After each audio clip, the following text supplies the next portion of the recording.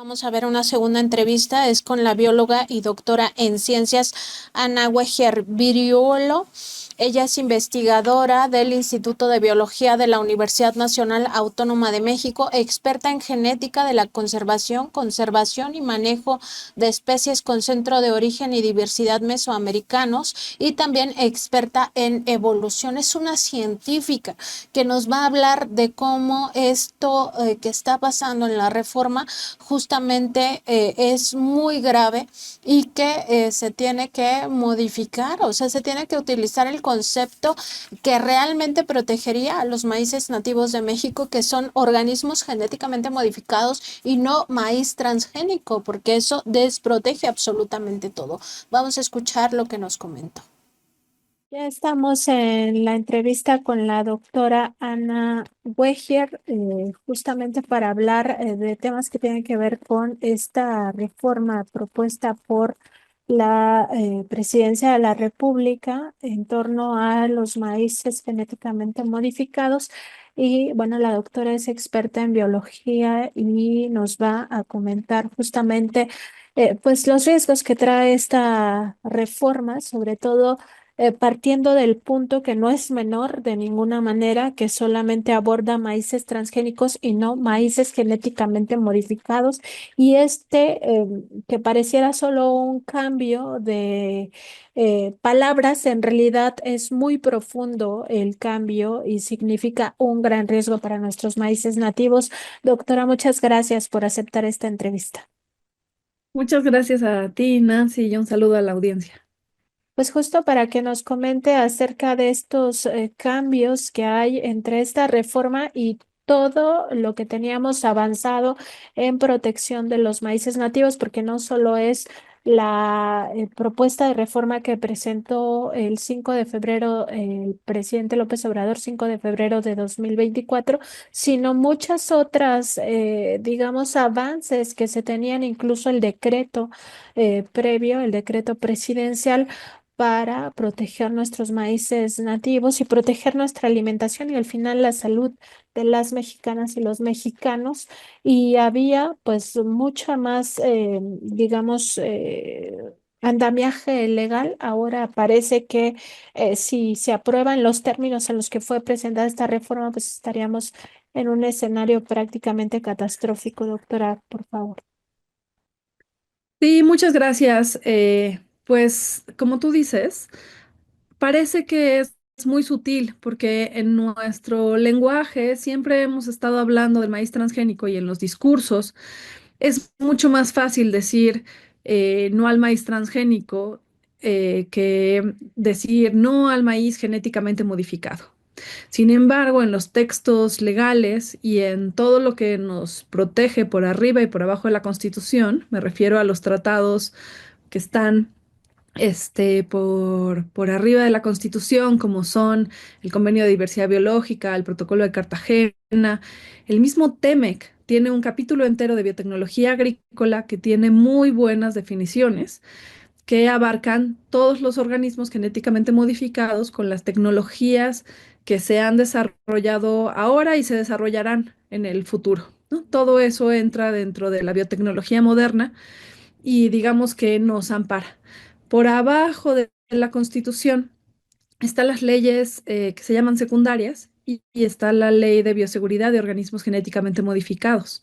Pero también están decretos como el reciente, como el que acabamos de ver en la Ciudad de México y algunas otras leyes particulares como en Tlaxcala, ¿no?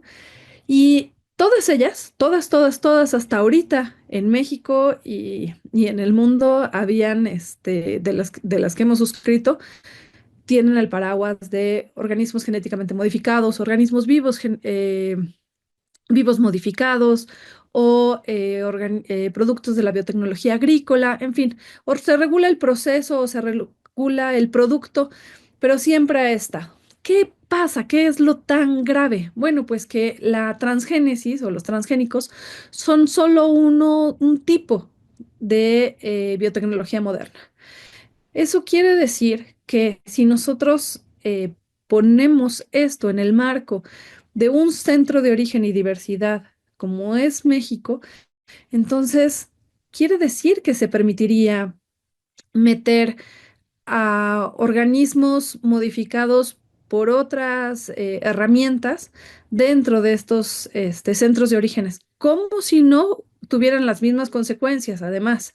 Y no solamente sabemos que tienen las mismas consecuencias, que hay que tener las mismas precauciones, que todos deben ser evaluados, cada uno de ellos, y conocer todos sus efectos, porque no es lo mismo uno que puede estar en Australia que esté en México, uno que esté en Estados Unidos que esté en México. En fin, en México, al ser centro de origen, todo lo que sepamos puede ser de una manera distinta, porque aquí están los amigos y los enemigos con los que la planta eh, ha vivido desde hace millones de años. Y además estamos las personas con las que la planta se ha vivido un proceso de domesticación continua. Hemos ido seleccionando lo que nos gusta y vivimos, ¿no? Con esta planta que es tan maravillosa para el país y no podemos permitir ningún riesgo sobre ella, ¿no? Ni siquiera otros que vengan desde otras posibilidades, ¿no? No solamente de la biotecnología agrícola, sino que lo necesitamos procurar desde la cultura, la economía, el ambiente. El maíz necesita todo nuestro cuidado y nosotros necesitamos al maíz, ¿no? Entonces es una relación indisoluble entre el cultivo y el consumo, ¿no? Y la diversidad de consumos, todas esas maravillosas maneras que tenemos de transformarlo, de consumirlo, todos los lugares, sitios distintos en donde lo sembramos, desde lo más alto hasta lo más bajo, toda esa gran diversidad, ¿no? También nos da una gran aporte de nutrientes, ¿no? Y nosotros no podemos separar entonces la confianza que tenemos en el consumo del maíz, ¿no? Lo que nosotros hemos llamado muchas veces como las garantías, ¿no? Yo tengo la garantía de que si consumo maíz estando enferma, por ejemplo, no me va a caer mal, no me tengo que cuidar del maíz, ¿no? No me tengo que cuidar de las tortillas, no tengo que cuidar a un niño hasta que crezca a la mayoría de edad para consumir tortillas, ¿no? No es no es algo que tengamos en nuestra mente, que tenemos que tener mucho cuidado porque puede causar alergias, o alguna otra reacción, ¿no? Tenemos esa confianza. Bueno, esa confianza es una de las garantías que nos da el maíz, ¿no? Y si nosotros no tenemos estas confianzas, entonces puede ser que se consuma menos. Si se consume menos, hay menos diversidad. Entonces, está todo tan asociado que en los centros de origen y diversidad, lo más importante es cuidar el conjunto, no permitir riesgos dentro de esto. Y esto está aceptado mundialmente. Y también se sabe que se han cometido muchísimos errores en utilizando estos transgénicos, ¿no? Que son las primeras tecnologías que se liberaron al ambiente en muchos países y en casi todos, todo lo que se prometió no había sido suficientemente estudiado. Digamos que si se hubiese aplicado el principio precautorio, en este momento tendríamos mucho mejores condiciones y muchos menos problemas en muchos cultivos de los que depende la alimentación mundial. Sin embargo, en el caso del maíz, que es lo que estamos hablando y lo que nos preocupa, eh, por ejemplo, tenemos estudios en mi grupo de trabajo, ¿no? Que nos hemos comparado estudios que sacaron la industria para poder demostrar que sus organismos genéticamente modificados no eran muy distintos ni a los maíces que no estaban modificados, o sea, a los domesticados normales, ni a sus parientes silvestres, los teosintles, que todos eran más o menos igual. Nosotros lo que hicimos fue un metaanálisis, que quiere decir que juntamos todos los estudios que pudimos, que tenían las características que estrictamente podíamos utilizar juntos, y comparamos estos tres grupos, ¿no? Silvestres, domesticados y domesticados con transgenes de maíz, arroz, calabaza, canola y soya. Y entonces al juntarlos, al poder analizarlos, nos dimos cuenta que en estos cultivos, que son todos bastante distintos, en los que se modificaron para distintas cosas y que se tienen que evaluar cada uno por separado, se encontraba que no era tanta la diferencia. Pero cuando los juntamos, nos dimos cuenta, por ejemplo, que en maíz había diferencias significativas entre los grupos que no deberían de esperarse porque uno solamente, digamos, cada vez que insertaron una información genética, esperaban que esa información genética funcionara para insecticida y ninguna otra cosa se tiene que afectar. Esa es la regla básica para que se supone que son buenos los transgénicos, que no afectan el resto. Sin embargo, a lo largo de 30 años esta información ha cambiado por completo. Como te digo, después de juntar muchísimos estudios, sabemos que hay diferencias en la producción de semillas, ¿no? Lo cual puede cambiar las ventajas que tiene uno sobre otro, ¿no? Que hay diferencias en el número de días que sacan una flor y que la flor madura, ¿no? Y entonces ese tiempo también puede considerarse o no, esa variación se tiene que estudiar en el sitio, pero puede ser o no una ventaja. Lo que se espera es que no exista ningún cambio. Un cambio en esas características ya es una señal de alarma. Encontramos cambios en la viabilidad del polen, encontramos cambios en la altura de las plantas, ¿no? Y esto en estos 5 cultivos que no debería de haber un patrón, ¿no? Entonces, de las primeras cosas que es muy importante es que todo lo que nos dijeron, que era un solo cambio, una consecuencia pequeña, digamos, no se cumple. Bajo ese principio de que no se cumple, está construido, más bien del principio que sí se cumple, está construida toda la legislación. Nos dicen, nosotros con que probemos que un maíz es más o menos similar al otro, lo que llaman en términos de bioseguridad, la equivalencia sustancial, ¿no? Que en realidad es pues bastante pseudociencia, ¿no? A estas alturas, porque se sigue, ya sabemos que no es, pero muchas legislaciones están sostenidas sobre eso. Y dado que esas diferencias no son, es porque no se han estudiado lo suficiente. No se han visto todos los cambios genéticos que podrían haber ocasionado, solamente si estaba el cambio genético que esperaban, ¿no? Si hicieron un transgénico para una proteína, entonces buscaban que esa proteína estuviese presente y entonces decían, ah, sí lo logramos. ¿Y qué más? Bueno, pues tal vez la planta sigue siendo verde, sigue produciendo maíz, sigue teniendo azúcares, carbohidratos, más o menos en las mismas cantidades, ¿no? Entonces, había que hacer un análisis de todo junto para darse cuenta de cuáles eran los patrones. Bueno, ahora ya está, ese estudio está libre desde el 2017. No es una gran novedad. Y así se han ido acumulando en todo el mundo evidencias de que sí hay flujo transgénico, de que sí se escapan, de que sí llegan a otros lugares. Sin embargo, en las evaluaciones siguen poniendo que eso no es una preocupación, porque los sitios, por ejemplo, en donde se van a utilizar, no deberían de ocurrir grandes escapes, dado que se respetan las distancias. Sin embargo, recientemente en Estados Unidos salió un estudio donde admiten que no pueden hacer los estudios de manera correcta porque como tienen convenios en donde no se puede estudiar lo que se está sembrando, entonces en realidad no saben. De tal manera que a nosotros nos llega una gran combinación de estos maíces importados a México, que se han utilizado grandes cantidades de herbicidas, etcétera, y nos llegan y nosotros los debemos utilizar solamente para animales, ¿no? Sin embargo, el decreto presidencial pues impedía que se desviaran hacia el consumo humano por la razón que sea, ¿no? Esa es la queja que tuvo en el panel, ¿no? Y que ahora estamos viendo que no hicimos el procedimiento adecuado.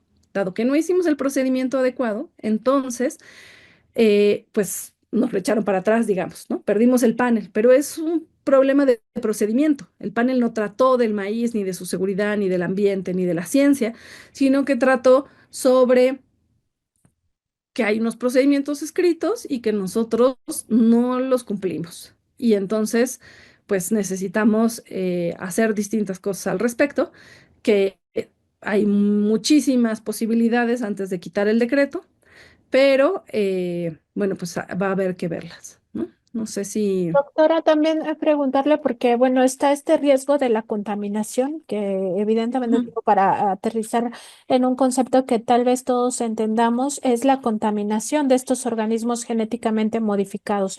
Pero también hay otros riesgos porque esta propuesta de reforma, pues no aborda muchos puntos, es decir, no solo se enfoca solo en transgénicos y no en todas las tecnologías que existen. Es decir, muchas de estas tecnologías pudieran incluso pasar a consumo humano porque no hay una prohibición para el consumo humano sobre organismos genéticamente modificados, pero también no hay una prohibición a la siembra en sí.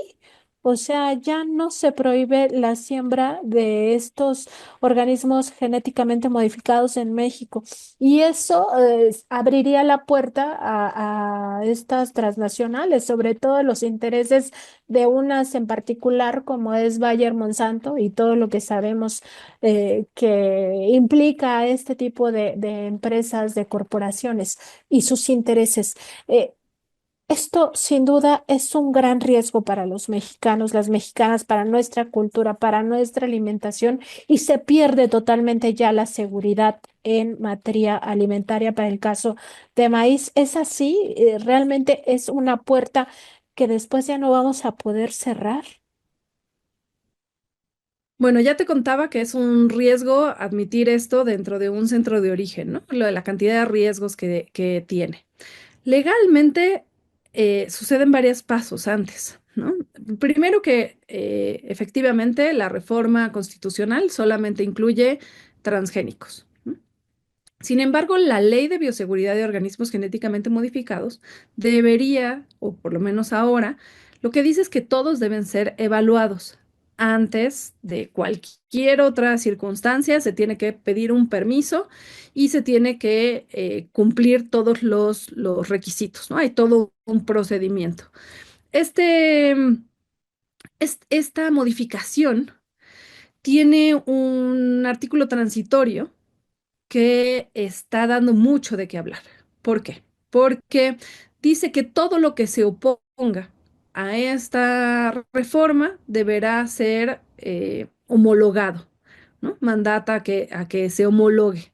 De tal manera que, pues existen muchísimas dudas, porque solamente trata de maíz. O sea, quedaría más protegido si pretenden homologar en la ley de bioseguridad algo, quedaría mucho más protegido todo el resto de la diversidad y menos el maíz, porque solamente podrían homologar, según yo, que no soy abogada, ¿no?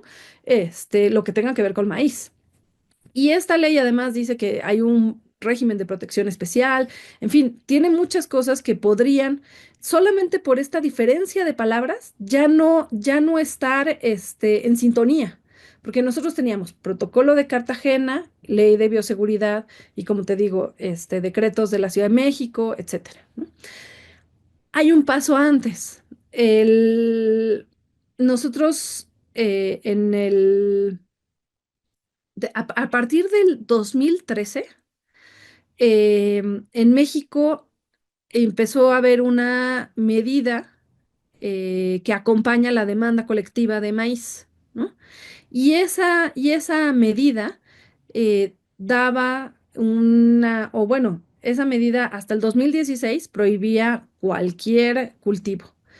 Pero después, sí permite que se hicieran pruebas, o sea, del 2016 al 2020 se pudieron hacer pruebas con el objetivo de que las empresas, justamente la que tú mencionas, decían, no, es que nosotros queremos salvar a México del hambre, ayudarlos en el ambiente, cuidarlos de la sequía, no sé, lo que se te ocurra, piensan que con una modificación se puede hacer todo, ¿no?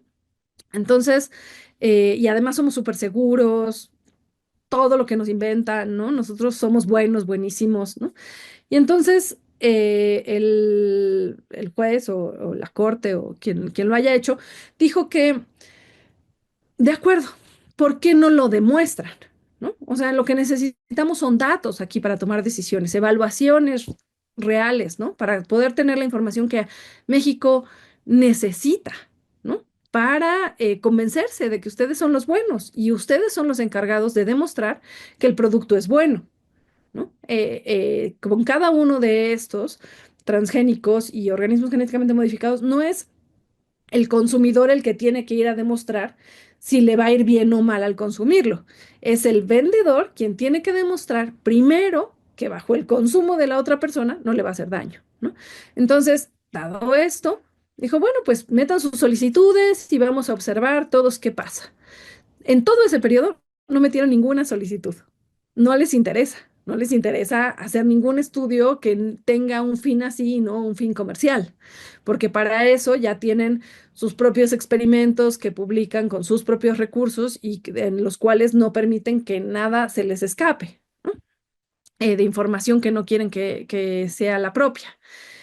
Entonces, después en 2020 pues llegó el primer decreto que puso el expresidente Andrés Manuel López Obrador. Este primer decreto ya prohíbe el cultivo de maíz genéticamente modificado. Entonces, ahí va todo bien. En el 2023, otra vez, el decreto es maíz genéticamente modificado. De tal manera que existe un pequeño paraguas. El problema es que esta reforma tiraría también este decreto, el decreto, porque ahí sí se opone, ¿no? Posiblemente modifique la ley de bioseguridad, que además déjame decirte que hay muchas personas que como que le tienen un poco de ganas a la ley de bioseguridad. Sin embargo, la ley de bioseguridad ha protegido bastante durante estos años, ¿no? Entonces, sí tiene muchísimas cosas que arreglarle, pero en términos de la definición de organismo genéticamente modificado, sigue la del protocolo de Cartagena. Y el protocolo de Cartagena se deriva del Convenio de Diversidad Biológica. Te estoy hablando de que muchísimos países han discutido las definiciones y están de acuerdo con ese paraguas. Entonces, mientras nosotros tengamos protocolo de Cartagena, no me es tan claro que quede todo tan desprotegido, ciertamente, porque la reforma no dice que se deroguen o que se quiten los tratados, ¿no? Nada más dice que se modifiquen las leyes secundarias. Ahora, la definición en sí. La realidad es que yo no he visto ningún instrumento jurídico que tenga una definición de ese tipo de transgénesis, ¿no? Lo que realmente tendría que suceder es que diga maíz genéticamente modificado y que sigamos adelante, ¿no? Porque además la puerta que se abrió es una puerta innecesaria, totalmente innecesaria. Nosotros no perdimos un panel que tuviese que ver con siembra.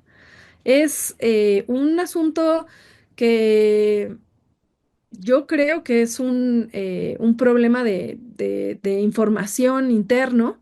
Es una propuesta que está metiendo la Secretaría de Agricultura y que después retoma la presidencia, ¿no? Pero realmente parece como que hay un resurgimiento de todas las ideas que había en 1996. O sea, son ideas totalmente demostradas, arcaicas, obsoletas. Lo mismo que, de hecho, agroindustria habla así de sus propios transgénicos y dice, no, eso es obsoleto, ahora ya tenemos una nueva tecnología, van a ver que esta sí va a ser segura. Todo lo mismo que nos dijeron de los transgénicos, ahora nos hablan de las nuevas tecnologías como si fueran nuevamente la panacea. Entonces, pues hay que tener muchísimo cuidado. Nosotros podemos tener el principio precautorio para todo. Entonces, no existe ninguna necesidad. Es más, yo pienso que hubo mucha desinformación y que ahora que se dan cuenta de los alcances, ¿no? De que no solamente el problema es la definición, sino que hayan dicho, quítese todo lo que se oponga en las leyes secundarias y que eso desprotege de norte a sur al maíz. No creo que esas sean las intenciones verdaderas de la presidencia, no es lo que la doctora Claudia Sheinbaum, que además es una científica y estoy segura de que va a entender todo esto, estoy segura de que no es lo que quiere. Sin embargo, pues es muy importante que lo digamos, que dejemos bien claro hasta la última consecuencia de este error, ¿no? Y que gramáticamente puede ser que a alguien se le haya ocurrido que era lo que se deseaba, pero pues científicamente está claro que no es, ¿no? Y que además hay tanta información a estas alturas de lo que los organismos genéticamente modificados terminan siendo, que no es lo esperado, que no podemos tener ningún riesgo dentro del centro de origen. Doctora, también preguntarle, porque ahora que pues nos enumeraba todas estas circunstancias, nos decía, esto es como una visión muy arcaica, muy obsoleta, muy de 1996. ¿Esto significaría que las tecnologías que están, digamos, en boga o que son las más importantes o que son que están dominando ahora este mercado? Son los organismos genéticamente modificados más que los transgenes, es decir, estos transgenes ya están incluso por salir del mercado. Eso han dicho, pero no es la realidad. La realidad es que desde el año 2000 vienen diciendo que ya que tenían metodologías mucho más finas, técnicas que realmente iban a ser más precisas y más seguras.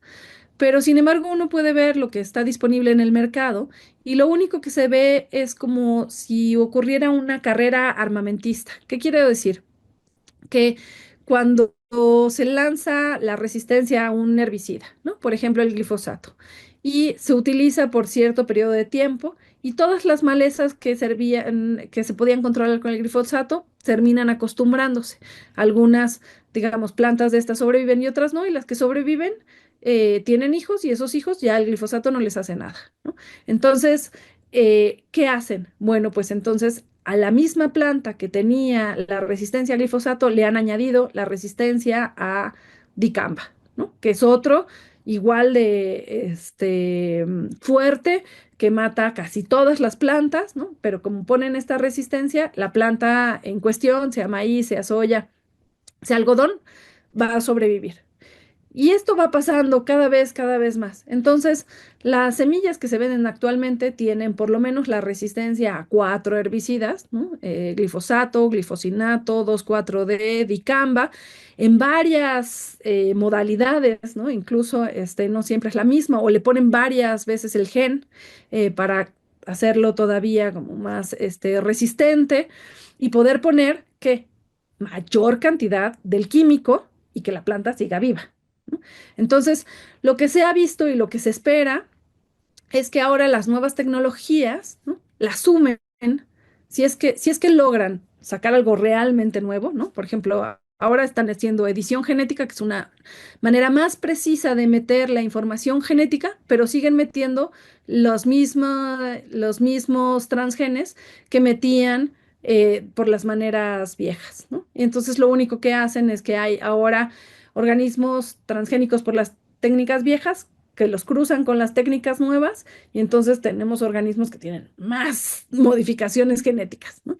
Es muy difícil que vuelvan hacia atrás porque han perdido las semillas y la forma de multiplicarlas. Entonces, en general estamos viendo que les están sumando, no estamos viendo nuevos desarrollos. Y luego, las, las posibilidades que tienen los organismos genéticamente modificados están todas en desarrollo. Entonces, lo que necesitamos es una reforma constitucional que nos proteja ahora y en el futuro, porque que no es que tengamos esa desprotección hace que exista la posibilidad, que puedan venir a pedir permiso, que se despierte una maquinaria para evaluar si se les va a dar o no se les va a dar ese permiso y en qué lugar, ¿no? Y entonces empiezan un montón de discusiones otra vez, como si son áreas con diversidad o no lo son, cuáles son los procesos por los que hay flujo. Lo que es una realidad es que este no es el único problema que está teniendo la diversidad del maíz en México. La otra puerta, que no es el cultivo, son los maíces que se importan. Los maíces que se importan también vienen básicamente son semillas. Aunque les llamamos granos, les cambiamos de nombre, no cambian biológicamente. Siguen siendo una semilla que tiene la capacidad de generar una planta entera. Esta planta entera produce polen y ese polen se puede ir a cruzar con otro maíz nativo. De tal manera que esto es, entran estas semillas y van sin ninguna etiqueta. Nosotros no tenemos ninguna manera de diferenciar un maíz producido para el consumo animal en México que un maíz producido en Estados Unidos. Ninguno de los dos debería llegar a la alimentación y ninguno de los dos debería de sembrarse. Pero si uno viaja mucho por carretera y se pone a observar, va a ver que hay diferentes lugares en donde existen plantas de maíz en las orillas de las carreteras, que hay personas que al simple darle de comer a un animal, si la semilla no está trozada, pues puede llegar a un sitio donde germine. En fin, hemos visto cantidad de semillas germinando por todo México y quienes ven este noticiero seguramente también han visto maíces que uno no esperaba, aunque sea en un camellón, ¿no? Ese maíz no sabemos cuál fue su origen, ¿no? Entonces, esas posibilidades existen. Hay muchas vías de dispersión de las semillas importadas, ¿no? Que muchos sitios en donde se pueden escapar y parte de lo que necesitamos, sí puede ser en leyes secundarias, ¿no? Pero es proteger entera la biodiversidad, proteger que no se estén yendo hacia otros sitios las semillas que no nos van a, que no están evaluadas, porque después, cuando llegan a otro lugar, ese maíz crece, etcétera, y tenemos un nuevo caso de semillas no evaluadas. Entonces, llegan semillas no evaluadas para nuestro consumo y luego se cruzan con las nuestras y obviamente no están evaluadas para nuestro consumo, son invisibles. Nosotros no podemos saber cuál es transgénica y cuál no en una milpa. Uno no tiene manera de saberlo a menos que haga un análisis en un laboratorio. Entonces, las lecciones aprendidas son que los organismos vivos no entienden de leyes, ¿no? No se van a compartir. Si uno cambia la constitución o la ley, el organismo vivo, semilla de maíz, no se va a comportar diferente. Por lo tanto, necesitamos prevenir. Necesitamos hacer todos los sistemas de trazabilidad, necesitamos pensar en cuáles son las vías de dispersión, necesitamos información, necesitamos tranquilidad para seguir consumiendo de la misma manera y que los procesos puedan continuar. Cuidar el ambiente, en fin, todo lo que necesita el maíz.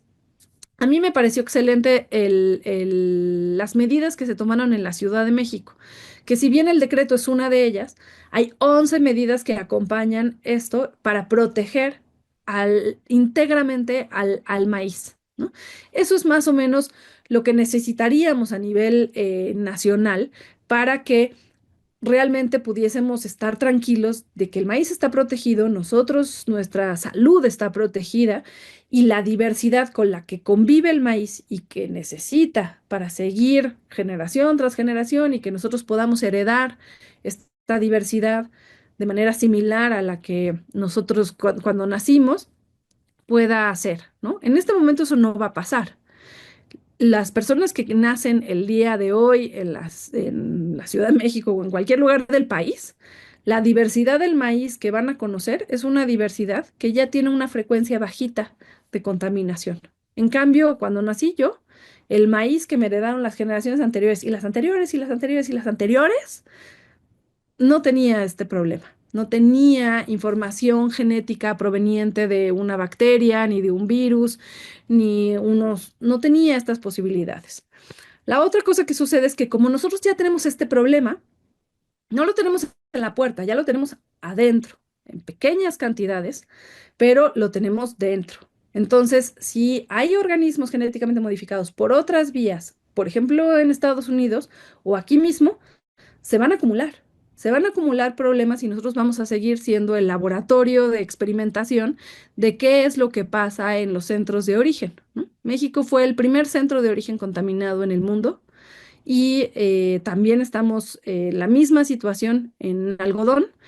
Y por ejemplo, en algodón, en una de las poblaciones, estamos viendo, por razones que todavía no podemos encontrar muy bien que la cantidad de plantas que tienen presencia de esta información genética que viene de otras especies, ¿no? Que la información de los transgenes está aumentando tanto. Al principio estaban siempre bajitas las frecuencias y ahora estamos viendo en esta población que está más arriba la frecuencia de plantas con transgenes que las de sin transgenes. Entonces, eso también puede ocurrir, ¿no? Que de repente haya una ventaja en la reproducción, en la interacción o una estrategia de defensa de las plantas mismas y que eso cambie y que nosotros perdamos diversidad a mayor velocidad. Entonces no nos podemos quedar tranquilos de que se mantienen siempre bajitas, ¿no? Las frecuencias. De hecho, perdón, ¿te cuento algo más? Sí. Adelante. Otra de las cosas que se decían al inicio de estas tecnologías es que todas las plantas que eran o que son resistentes a glifosato, por ejemplo, cuando se escaparan esos genes y se cruzaran con otras plantas, pues si en ese otro lugar lejano a donde llegaran nadie les regaba con glifosato, no se aspersaba glifosato, pues entonces no iban a tener una ventaja y entonces no iba a suceder nada, ¿no? Eso también hemos descubierto que no era verdad, ¿no? No es neutro. Cuando no está el glifosato, no es verdad que es neutro. Todo lo contrario, para poder resistir al glifosato cuando se lo ponen, es como si las plantas estuvieran aceleradas en su metabolismo, están produciendo mucho más de algunas cosas que las otras plantas, que sus pares que no están modificados genéticamente. Entonces, cuando está el glifosato, más o menos se comporta igual que su par no modificado, porque esta tiene una presión y está resistiendo. Pero cuando no está el glifosato, las plantas estas que están aceleradas, que tienen más mecanismos de defensa, entonces tienen comportamientos distintos en el ambiente. Entonces, cada una de las modificaciones genéticas se comporta de manera distinta en el ambiente y cada una se comporta distinta cuando la juntan en la misma planta. Y estas que se juntan o que son cada una distintas, además puede tener una interacción o un comportamiento distinto en el frío, que en el calor, en la montaña, que en la playa. Entonces, la cantidad de cosas que en este momento tenemos que investigar serían muchísimo más fáciles si por lo menos tuviésemos la información correcta de las evaluaciones que se realizan para la liberación de estas, ¿no? Cuando se hace eso, se debería de evaluar para el consumidor y para el ambiente en donde se va a vender. Porque las evaluaciones que hacen nada más es en Estados Unidos no se va a escapar, pero no ven que aquí van a llegar y que aquí no tenemos la información para poder manejarlas con seguridad. Sin embargo, se hacen los análisis de riesgo y se entregan incluso a México, entonces no se hacen de la manera adecuada. Y nosotros podríamos estar exigiendo esta información a través del mismo TEMEC, ¿no? Existen los mecanismos a través de comisiones, existe una comisión de biotecnología. Podríamos tener la información que necesitamos, podríamos estar diciendo cuál es la información que México dejaría tranquilo, qué es lo que sucede si hubiese consumo. Mientras eso no ocurra, entonces definitivamente no es seguro consumir maíces genéticamente modificado bajo las formas que se consumen en México, que son 10 veces más que como se consume en Estados Unidos, pero además aquí se consume casi de manera directa. No se consume a través de un producto procesado como el aceite o, ¿no? Se consume masa, tortilla, elote, esquite, pozole, ¿no? Entonces, las diferencias son muchísimas. Por ejemplo, hay una investigación que dice que la soya, eh, cuando le pusieron la resistencia a glifosato, es básicamente toda igual, excepto en una proteína que se llama lectina, ¿no? Pero básicamente las lectinas en la soya no son malas para la salud, ¿no? Sin embargo, en maíz se ha visto que las lectinas son una de las proteínas que se procesan en el momento de las cocciones. Al cocinarlo, ya eso ya no es tan grave. Sin embargo, si una de estas modificaciones hace que tenga una cantidad increíble de lectinas, ¿no? Por ejemplo, esta planta de soya aumentaba 30% las lectinas que tenía comparada con el que no era transgénico. Entonces ahí sí tendríamos un problema, ¿no? Entonces puede ser una activación de mismos nutrientes y de mismos proteínas que tiene la planta, nada más que en las formas en las que las consumimos o en cómo los procesamos, no estemos haciendo el mismo efecto, ¿no? Entonces, por eso es que no es lo mismo comer hervido que comer frito, que comer asado, ¿no? Entonces, todas estas formas de transformación también tienen que ser evaluadas. Eso es lo que implica que nosotros cuidemos el consumo de estos maíces genéticamente modificados. Por eso tenemos esta preocupación.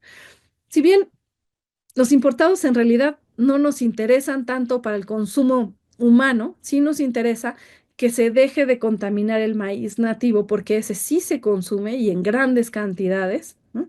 Y también necesitamos tener la seguridad de que el entorno del maíz va a estar bien cuidado.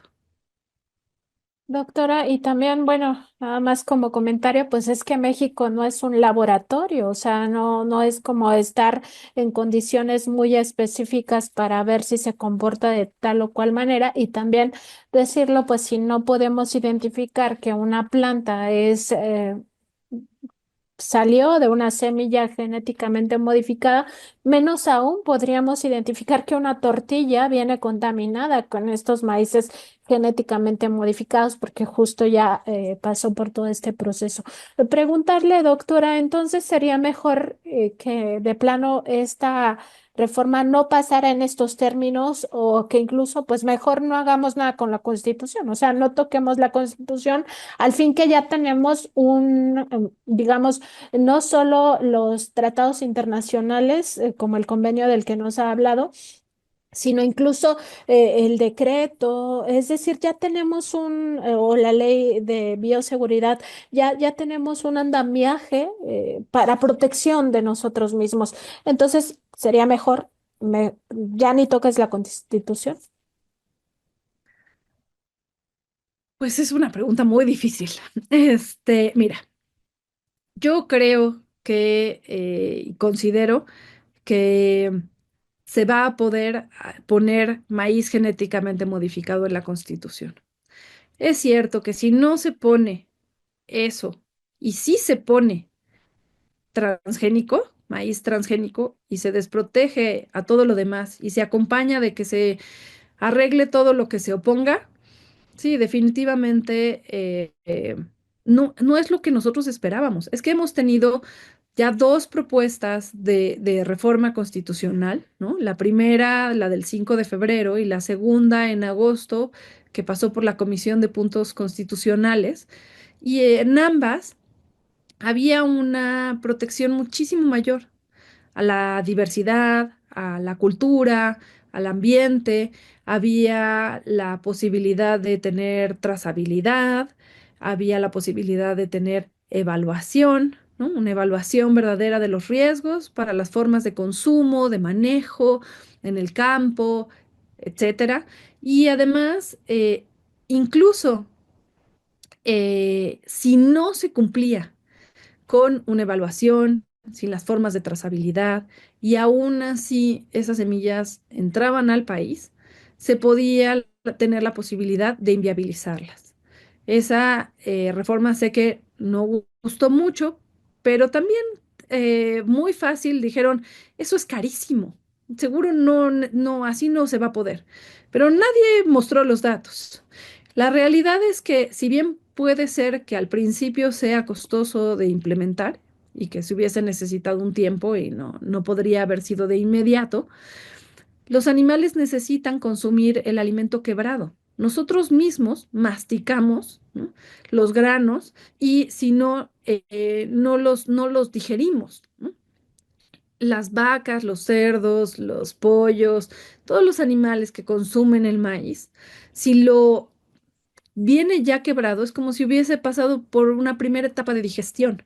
Van a absorber muchísimo más los nutrientes.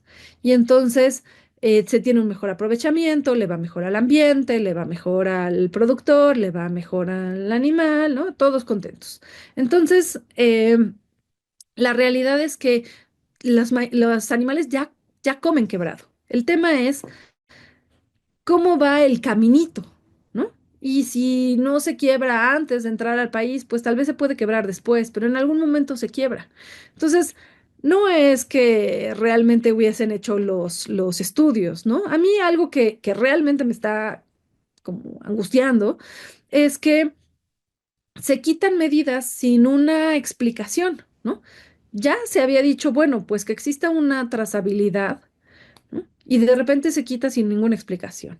Se va a poner transgénico y de repente aparece, digo, se va a poner organismo genéticamente modificado como el transgénico y de repente aparece transgénico, ¿no? Se va a evaluar conforme a las formas de consumo de la dieta de los mexicanos y de repente eso desapareció, ¿no? Entonces, sí hay una necesidad de información, ¿no? De todas maneras, por más difícil que sea aceptarlo, ¿no? Eh, los problemas los heredamos, ¿no? Llevamos casi 30 años de problemas heredados de malas decisiones de gobiernos anteriores en materia de bioseguridad. No cabe ninguna duda. Pero los errores que cometamos de ahora en adelante son de esta administración, de la pasada, siguen siendo errores gubernamentales. Durante el sexenio pasado no se dio ni un solo permiso para el cultivo de algodón ni de maíz. O sea, no hubo permisos para la liberación de organismos genéticamente modificados, casi a nivel nacional. Tal vez me equivoco de ninguno, pero de los que somos centro de origen hubo cero. Y hubo cero porque hubo una política de protección a la agrobiodiversidad, a la salud y al ambiente, ¿no? Entonces, yo esperaría, pues, que siguiéramos bajo esa protección, que los derechos ganados pues no pueden retroceder, ¿no? Entonces, yo esperaría que esto sea más un error, una diferencia de manejo de información y que volvamos al camino por el que íbamos muy pronto y que tengamos buenas noticias. De verdad, tengo la esperanza de que se puede cumplir lo que la presidenta prometió, pero de la buena manera, ¿no? Yo sé que ella dijo en los discursos maíz transgénico, pero es una manera de abreviar maíz genéticamente modificado. Y lamentablemente y muy mañosamente, alguien ha tomado eso textualmente y nos ha metido en un brete tremendo, tremendo, ¿no? Pero es que sí, es real que sin maíz no hay país. Entonces, es algo que hay que defender porque no queremos imaginar un México sin maíz, no podemos imaginarlo. Sí, bueno, alguien, pues hay que decirlo con todas sus letras, la SADER, hoy mismo la presidenta decía, pues que quien le comentó que no era necesario o que viniera en esos términos, pues era directamente el secretario de Agricultura. Doctora, pues Nada más déjame te digo que tienes toda la razón. Yo escuché también la mañanera del día de hoy. Y también me dio muchísimo gusto saber que la presidenta se expresa del maíz como maíz genéticamente modificado. Entonces, para mí, pues sí, deben haber estado pasando algunos asuntos internos, ¿no? Pero, pero esa explicación que dio me parece muchísimo más plausible. Ella dijo maíz genéticamente modificado y que va a haber reglas para evitar el consumo de maíz genéticamente modificado y esas van a ser internas, van a ser medidas que puede haber en otros lados. También aceptó que quien la convenció de que esto no estuviese en la Constitución fue el secretario Julio Verdeguer. Entonces, pues ahí están todas las explicaciones, ¿no? Está a la luz el problema. Y el secretario Julio Verdegué sí es una persona que conoce muy bien este tema, ¿no? Y que espero que entonces pues explique bien y pues obviamente todas las personas estamos a disposición de las explicaciones que necesite la presidenta si no le llega las adecuadas, ¿no? Estamos seguros de que si nosotros no tenemos la información, vamos a hacer lo posible para que de todas maneras conseguirla y que todas las decisiones siempre son mejores si se toman con la mejor información. Esa es una regla. No podemos estar tomando decisiones a ciegas y menos en esto mal asesoradas, ¿no? Entonces, pues sí está muy bien que, por ejemplo, en tu programa y lo que tú has estado haciendo, porque pues finalmente das voz, a veces en la mañanera y a veces en el programa, ¿no? A otras miradas que nos interesa una mejor construcción del país, nos interesa la diversidad del maíz y la diversidad cultural. Lo mismo que dijo la presidenta cuando dijo que íbamos a dar la vuelta al resultado del panel. Entonces, trabajando por un futuro común, estoy segura de que vamos a lograr una buena protección para el maíz. Si eso es lo que queremos todos, entonces, pues vamos a lograrlo. Doctora, pues le agradezco mucho estas reflexiones y pues dejamos el micrófono abierto para futuros encuentros en dado caso que se pueda seguir profundizando al respecto. Gracias, doctora. Muchísimas gracias a ti.